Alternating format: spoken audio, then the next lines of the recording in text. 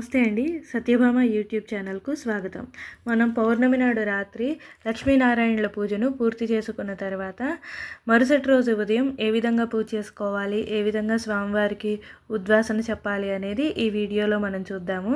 స్వామివారికి ఉద్వాసన చెప్పే ముందు ముందు రోజున నిర్మాల్యాన్ని తీసేసి పూర్తిగా శుభ్రం చేసుకున్న తర్వాత లక్ష్మీనారాయణుల ముందు దీపారాధన చేసుకోవాలి. దీపారాధన చేసుకొని ముందు దీపాన్ని పూజించిన తర్వాత వినాయకుడిని పూజించుకొని ఆ తర్వాత స్వామివారిని, అదేవిధంగా నా దగ్గర ఉన్న లక్ష్మీ గవ్వల్ని, గురువింద గింజల్ని కూడా పూజించుకున్నాను.